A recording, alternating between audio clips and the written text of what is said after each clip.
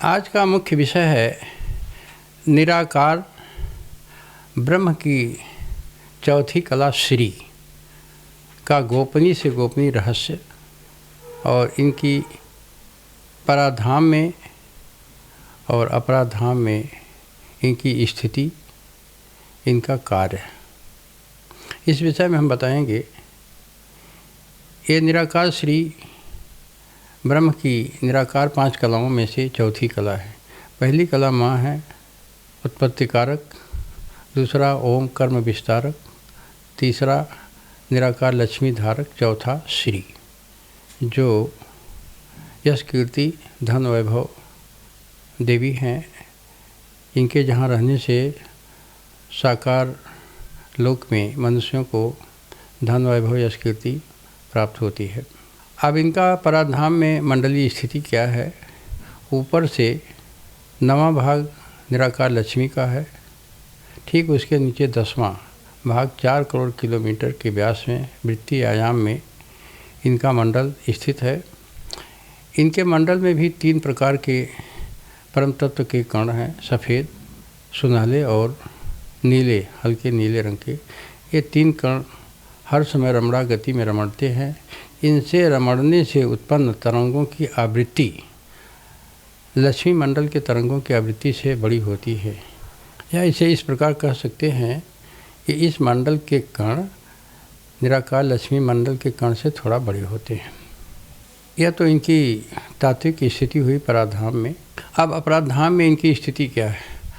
अपराधाम में इनकी 2 प्रकार की स्थिति है। एक तरंगी स्थिति होती है, जहाँ निराकार लक्ष्मी धारक रूप हैं। जितने जीव जंतु वनस्पतियाँ निराकार लक्ष्मी के धारक रूप हैं, वहीं निराकार श्री का स्वरूप चेतन जीवों में वाणी का आदान प्रदान, जिनसे व्यवहार एक दूसरे की भावनाओं का आदान प्रदान होता है, वह तरंगी माध्यम से होता है।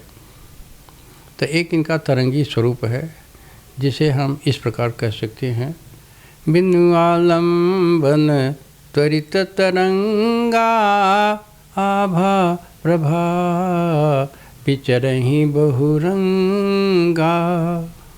आभा मंडल में नवग्रह खंड हैं, जहाँ पर निराकार शरीर वाले रहते हैं, और 14 लोग पृथ्वी के चारों तरफ हैं, जिसमें भी निराकार शरीर वाले जीव रहते हैं।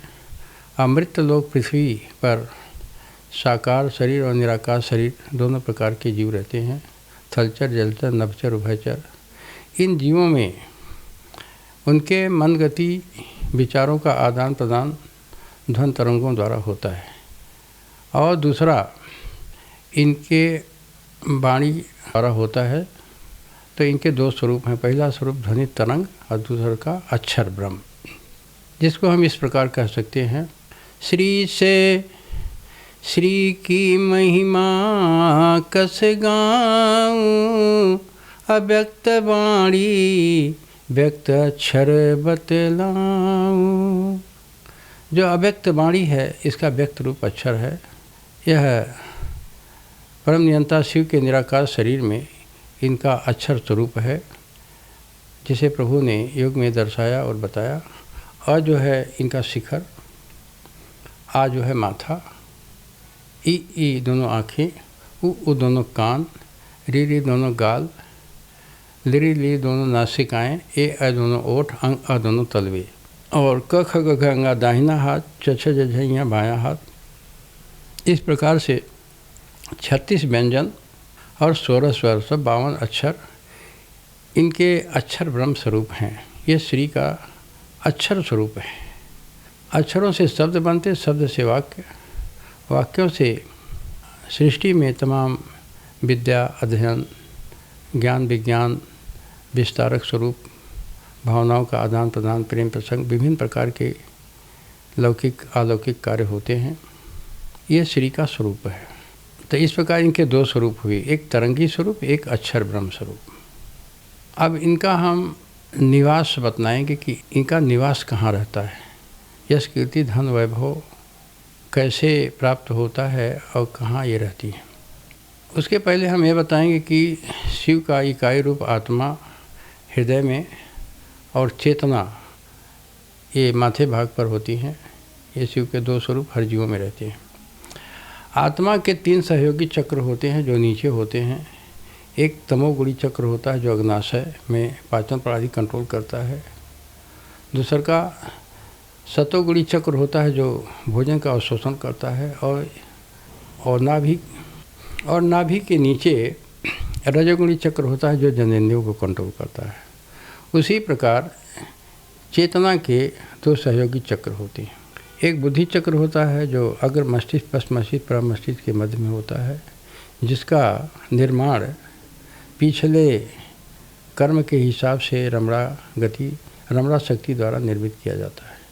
और दूसरा गले में महामाया चक्र होता है जो महामाया द्वारा 6 बंधनों से बांधा जाता है।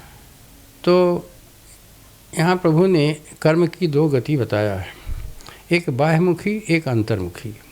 तो अंतर्मुखी हम बताएंगे, यहाँ पर चित्त की ये गति होती जो हर समय ऐसे चलती है, चलायमान इकाई तरंगे जो हर समय रमणा गति में रमणती हैं। इन तरंगों को अंतर्मुखी करना माने आत्मा से योग करना, तो माया चक्र रोकता है। ये आध्यात्म है जिसे भव उद्धारक कहते हैं।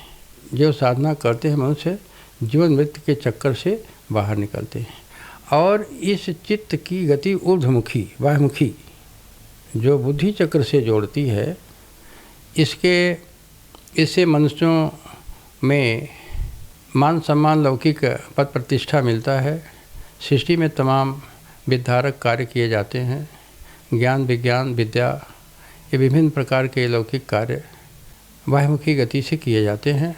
तो एक अंतर्मुखी हुआ भव उद्धारक और बाह्यमुखी हुआ भव में तमाम सृष्टि विस्तारक उपयोगी कार्य, विद्या, अध्ययन, ज्ञान, विज्ञान, संगीत, तमाम विभिन्न प्रकार के कार्य बाह्यमुखी गति से किए जाते हैं।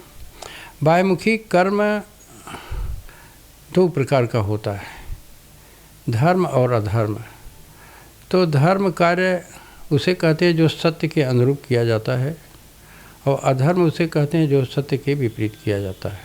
धार्मिक कार्यों से मनुष्य को पुण्य की प्राप्ति होती है। धर्म कर्म सुख शांति धारक उतरे भवपार, अधर्म कर्म दुख दारिद्रता योनि भ्रमण बहुबार। धार्मिक कार्यों से, परोपकारिक कार्यों से, विभिन्न प्रकार के कर्मों से मनुष्य को पुण्य की प्राप्ति होती है। और उधर अंतर्मुखी कार्य 6 प्रकार के होते हैं, क्रिया योग, जपो योग, तपो योग, ध्यान योग, भक्ति योग और गुरु सेवा। इन कर्मों से भी शीघ्रातिशीघ्र पुण्य की प्राप्ति होती है। तो श्री माता का निवास कहाँ होता है? पुण्य जहाँ श्री सत्य का निवासु, जहाँ पुण्य है वहाँ श्री माता का निवास होता है। पाप जहाँ अपजस अपमान भवासु, और जहाँ पाप रहता है वहाँ अपजस अपमान कलंक का वास होता है। तो पुण्य अब आध्यात्मिक सत्कर्मों द्वारा भी अर्जित किया जाता है और लौकिक कर्मों द्वारा भी, परोपकारिक कर्म जैसे वृक्षारोपण, अनाथालय और हॉस्पिटल, विभिन्न प्रकार के वृद्धा आश्रम, परोपकारिक कर्मों द्वारा और छोटे जीवों के प्रति दया भाव रखना, विभिन्न प्रकार के परोपकारिक कर्मों से जिससे अनेक जीवों का हित होता है, उससे पुनर्जित होता है। और आध्यात्मिक कर्म में 6 प्रकार के कर्म होते हैं, क्रिया योग, जपो योग, तपो योग, ध्यान योग, भक्ति योग और गुरु सेवा। इनसे शीघ्रातिशीघ्र पुनर्जित होता है। तो इस प्रकार से जिनके पास पुण्य रहता है वहाँ श्री माता का निवास होता है, वहाँ धन, वैभव, यश, कीर्ति उस जीव को मिलती है। अब उसमें कभी कभी ऐसा देखा गया है कि मनुष्य के पास पुण्य है, लेकिन इसके बाद भी ज्ञान के अभाव में वह अनैतिक अधर्म कर्म द्वारा विभिन्न प्रकार का धनार्जन करता है, पद प्रतिष्ठा प्राप्त करता है, तो वहाँ भी श्री माता को रहना पड़ता है, क्योंकि उसके पास जो संचित पुण्य है जब तक रहता है तभी तक वहाँ रहती हैं। जैसे ही पुण्य खत्म हो जाता है वो हट जाती हैं। और जहाँ अस्थाई निवास रहता है, जहाँ पुण्य सदैव बराबर रहता है और धर्म करता हो जीव वहाँ अस्थायी निवास करती हैं। एक मशहूर कथाकार थे जिनका भारत में तो छोड़कर देश विदेश तक विशेष चर्चा थी, तमाम उनके शिष्य अनुयायी हैं।